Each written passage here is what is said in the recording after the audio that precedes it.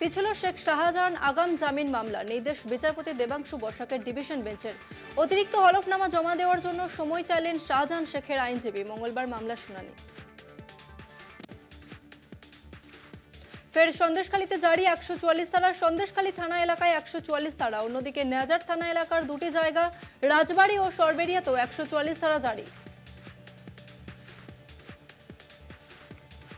তৃণমূল দল অন্তর্দ্বন্দ্বে দিশেহারা, সে কারণেই বাইরে থেকে প্রার্থী আনা হচ্ছে বহরমপুর লোকসভায়। তবে যে কেউ দেশের যে কোনো প্রান্তে লোকসভা ভোটে লড়াই করতে পারেন। তৃণমূল প্রার্থী ইউসুফ পাঠান প্রসঙ্গে মন্তব্য অধীর চৌধুরীর।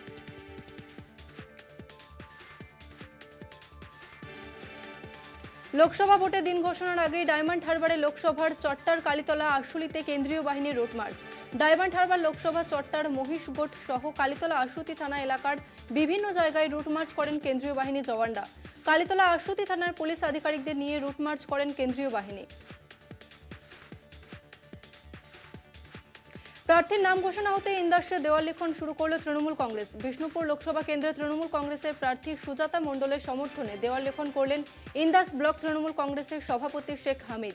আসন্ন লোকসভা নির্বাচনে বিষ্ণুপুর লোকসভা কেন্দ্র থেকে তৃণমূল কংগ্রেসের প্রার্থী ব্যাপক ভোটে জয়ী হবেন, এ বিষয়ে দৃঢ় বিশ্বাস দলীয় কর্মী সমর্থকদের। তাদের দাবি, জয় শুধুমাত্র সময়ের অপেক্ষা।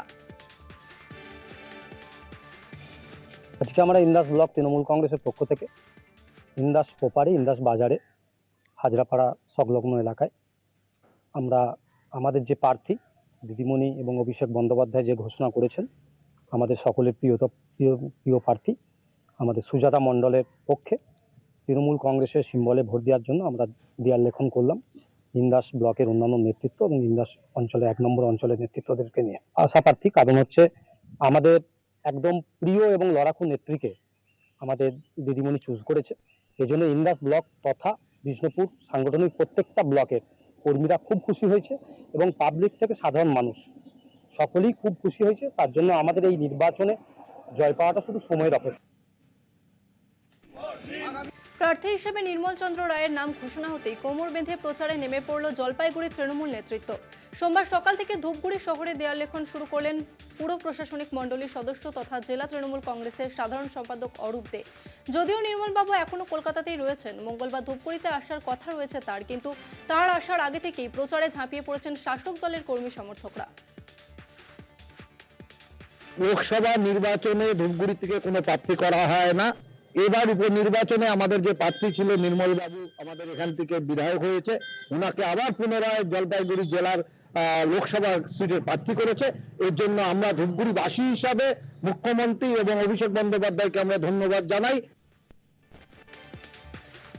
দমদম লোকসভা কেন্দ্রের প্রার্থী সৌগত রায়ের পোস্টার ছিঁড়ে ফেলাকে কেন্দ্র করে উত্তেজনা খড়দহে। রবিবার ব্রিগেডের মঞ্চে ঘোষণা হয়েছে প্রার্থী তালিকা।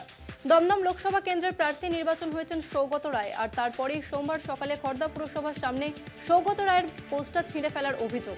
সৌগত রায়ের পোস্টার ছিঁড়ে ফেলা নিয়ে উত্তেজনা তৃণমূল কর্মী সমর্থকদের মধ্যে। অভিযোগে তীর বিজেপির দিকে। আবারও নদীবাঁধে ধস। বাঁধের কাজ চলাকালীনই প্রায় 100 মিটারের মতো নদীবাঁধে ধস নামে। নামখানা ব্লকের মৌসুনী দ্বীপের পয়লাঘেরি এলাকার ঘটনা। গত 5 দিন ধরে চেনাই নদী বাঁধের মেরামতের কাজ চলছিল। সোমবার কাজ চলাকালীন ধস নামে। ধসের জেরে এলাকার বিভিন্ন জায়গায় ফাটল দেখা যায়।